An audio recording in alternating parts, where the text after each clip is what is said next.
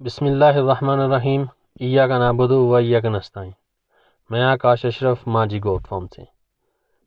کیسے ہیں آپ؟ امید کرتا ہوں سب خیریت سے ہوں گے۔ آج ہم بات کریں گے اپارے کے بارے میں۔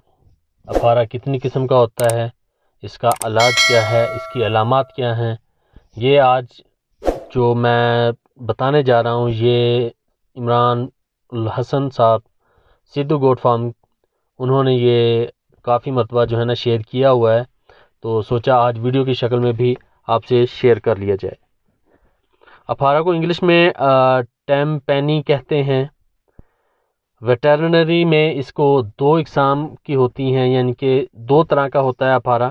ایک گیس والا اپارا جس میں بکرے کا پیٹ جو ہے نا کافی حد تک، یا بکری یا جانور جس بھی جانور کا پیٹ کافی حد تک پھول جاتا ہے۔ اور نمبر دو ہے جھاگ والا اپارا، جس سے منہ میں جھاگ آنا شروع ہو جاتی ہے۔ تو یہ اس کی علامات اور اس کا سارا کچھ میں آپ کو بتاتا ہوں۔ نمبر 1 جو ہے گیس والا اپارا ہے، جب نیا چارہ شروع ہوتا ہے اس وقت ہوتا ہے، پھر زیادہ دانہ وغیرہ کھانے کی وجہ سے ہوتا ہے، یعنی کہ یہ دو چیزوں کی وجہ سے یہ گیس والا اپارا ہوتا ہے۔ آج کل جیسے برسین چل رہا ہے تو اس میں کافی حد تک جانوروں کو اپارا ہونے کے چانسز ہوتے ہیں۔ نمبر 2 ہے جھاگ والا اپارا۔ نمی والا چارہ کھانے سے، یا ایسا چارہ جو دھوپ میں بہت دیر تک پڑا ہو، اس کو کھانے سے جانور کے پیٹ میں جھاگ کے بلبلے بن جاتے ہیں اور جانور خارج نہیں کر پاتا۔ اس صورت میں ہمیں اس کا علاج کرنا پڑتا ہے۔ اس کی علامات کیا ہیں؟ آپ کو کیسے پتہ چلے گا کہ جانور کو اپارا ہوا ہے؟ نمبر 1، جانور کی بائیں طرف سے پیٹ ہوا بھرنے سے پیٹ پھول جاتا ہے اور پیٹ میں درد ہوتا ہے، جس سے جانور بار بار انگڑائیاں لیتا ہے۔ اگر اس کے اوپر آپ ہاتھ ماریں گے تو وہ ڈھول کی طرح وہ اس کا پیٹ جو ہے نا وہ آواز کرے گا۔ نمبر 2، پیشاب۔ پھر پیشاب کی حالت کرنے کی حالت میں کھڑا ہوتا ہے، دانتوں کو آپس میں کریچتا ہے، پیستا ہے، جو کہ واضح درد کی علامت ہوتی ہے۔ نمبر 3، بعض اوقات ناک بہنے لگتی ہے اس کی۔ نمبر 4، جھاگ والے اپارے میں جانوروں کے منہ سے جھاگ آنے شروع ہو جاتی ہے، جس کا علاج فوری طور پر ہمیں کرنا چاہیے۔ اب اس کا علاج بہت سمپل بھی ہے، اور اگر آپ سمجھ جائیں تو، کیونکہ یہ چیز آپ کو خود آنی چاہیے کہ اس کا علاج کیا ہے، کیونکہ جب اپارا ہوتا ہے تو بندہ ڈاکٹر کا ویٹ نہیں کر سکتا۔ اگر ڈاکٹر دور ہوا تو آپ کو خود علاج کرنا پڑے گا۔ اگر آپ کو یہ علاج نہیں آتا تو جانور کا کافی حد تک ضائع ہونے کا خدشہ ہوتا ہے۔ میری اپنی بکری جو آئی تھنک 2003 یا 2005 کی بات ہے، جب میں چھوٹا تھا، تو اس نے چری کی پھوٹ کھا لی تھی جو اس کو لڑ گئی تھی، تو علاج اس کا پتہ نہیں تھا، وہ جانور جو ہے نا وہ اللہ کو پیارا ہو گیا۔ اسی طرح 2 بچے 2021 یا 22 میں گیس کی وجہ سے پرابلم ہوئی ہے، تو فرسٹ ایڈ نہیں دی گئی، جس کی وجہ سے جانور میرا ضائع ہو گیا۔ تو اس کا علاج سن لیجئے۔ سب سے پہلے جانور کے بائیں جانب جہاں سے پیٹ پھلا ہوا ہو وہاں مالش کریں تاکہ گیس خارج ہو سکے، یعنی کہ اس کو جیسے آپ ہاتھ پاؤں مسلتے ہیں کسی بندے کے، اسی طرح جانور کا وہ پیٹ اس جگہ سے مالش کرنی چاہیے تاکہ گیس خارج ہو جائے۔ جانور کا اگلا حصہ اونچا کریں، اور ان تمام صورتوں میں آپ جانور کو کارمومیٹیو مکسچر دے سکتے ہیں، تیل بھی دے سکتے ہیں، میٹھا سوڈا دے سکتے ہیں، لیکوڈ پیرافین دودھ میں ملا کر دے سکتے ہیں۔ بعض اوقات اپارا اتنا خطرناک ہو جاتا ہے، اتنا خطرناک ثابت ہوتا ہے، کسی قسم کی دوائی اس میں کام نہیں کرتی۔ اس صورت میں جانور لیٹ جاتا ہے، سانس لینا بھی مشکل ہو جاتا ہے۔ اگر اس صورت میں وقت پر علاج نہ کیا گیا تو جانور کی جان بھی جا سکتی ہے۔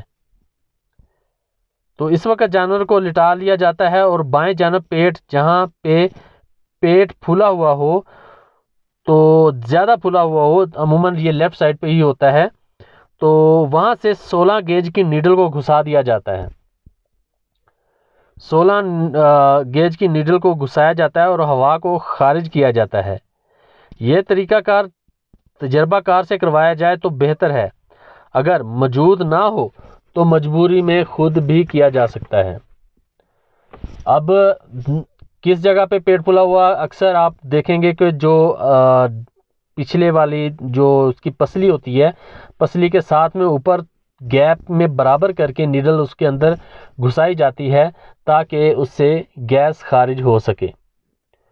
اور دوسرا، اگر آپ کے پاس یہ چیزیں نہیں ہیں، میٹھا سوڈا، کاربونیٹڈ مکسچر یا اس طرح کی اور چیز نہیں ہے، تو آپ اس کو آم کا اچار بھی دے سکتے ہیں یا آم کے اچار کا تیل بھی دے سکتے ہیں، تو جس کی وجہ سے جو ہے وہ کافی حد تک جو ہے ریکور ہو جاتا ہے. تو یہ چھوٹی سی ویڈیو بنانے کا مقصد یہی ہے کہ آپ کو افارا کے بارے میں معلوم ہونا چاہیے. جیسے سبز چارہ کھاتے ہیں جانور، ان کو یہ کافی حد تک مشکل پیش آ سکتی ہے. تو اس کا طریقہ علاج ہمیں اگر معلوم ہوگا تو ہمیں اس چیز سے نپٹنے کے لیے ٹینشن لینے کی ضرورت نہیں ہوگی. فرسٹ ایڈ میں نے پہلے بھی ایک ویڈیو شیئر کی تھی، تو اس میں بھی میں اینڈ پہ لگا دوں گا کہ ہمیں فرسٹ ایڈ میں کون کون سی ادویات رکھنی چاہیے، کس بیماری کے لیے کس وقت کام آ سکتی ہیں. اگر ہم یہ ادویات نہیں رکھتے، خدا نہ خواستہ ایسا معاملہ ہو جاتا ہے جس سے جانور ضائع ہو جائے، تو ہمیں بعد میں بہت ٹینشن ہوتی ہے. ابھی ریسنٹلی کچھ دن پہلے کی بات ہے، میں نے ایک جانور اپنا اجڑ میں چھوڑا ہوا تھا. تو میں ادھر آؤٹ آف کنٹری ہوں، تو اس کا معدہ سٹک ہو گیا. تو میں نے 2 ڈاکٹرز وغیرہ بھیجے، لیکن وہ کامیاب نہ ہوا. انہوں نے انجیکشنز وغیرہ لگائے، دیکھا، انہوں نے بولا کہ جی ٹھیک ہو جائے گا، لیکن ٹھیک نہیں ہوا. اور وہ بکری 2 دن بعد اس نے جو ہے وہ حلال کر کے مجھے بتا دیا کہ جی آپ کی بکری حلال ہو گئی ہے. تو مقصد یہ ہے کہ اگر اس وقت یہ اجڑ والے کا یا ڈاکٹر کا ذہن کام کرتا، اگر ان کو پتہ چل جاتا کہ اس کا معدہ سٹک ہے، تو فوراً سے پہلے معدے کو واش کر دینا چاہیے تھا، جس سے بکری کا جو ہے نا معدہ صاف ہو جاتا، جو بھی سٹک ہوا تھا وہ کلیئر ہو جاتا اور جانور جو ہے نا وہ اچھا بھلا ہو جاتا. وہ بکری میری 2 سال سنبھال کے میں نے اس کو پالا ہوا تھا، بہت لاڈلی بکری تھی. اور وہ آج جو ہے نا وہ 2 بچے دیے، ایک بچہ پہلے مر گیا. وہ ماں گئی ہے، اس کے بعد ہی جو ہے نا کچھ 10-15 دن کے اندر اندر جو ہے نا اس کی دوسری پٹ بھی اللہ کو پیاری ہو گئی. تو بس یہ چھوٹی سی ویڈیو بنانے کا مقصد یہی ہے کہ اپنے جانور کا خیال رکھیں جتنا ہو سکتا ہے. عمران الحسن بھائی کو، سدھو گوٹ فارم والے کو دعا دیں جو ہمارے بیچ میں ہیں، ہمیں پل پل میں ایک ایک چیز کا علاج بتاتے ہیں، ڈوز بتاتے ہیں، کیا چیز استعمال کرنی چاہیے، دیسی ولایتی سارے ٹوٹکے وہ بتاتے ہیں. لیکن اگر ہم پھر بھی ان کی قدر نہ کریں تو ہمارا کچھ نہیں ہو سکتا. دعا میں یاد رکھیے گا. اگر ویڈیو پسند آئے، لائک سبسکرائب ضرور کریے گا. اللہ حافظ.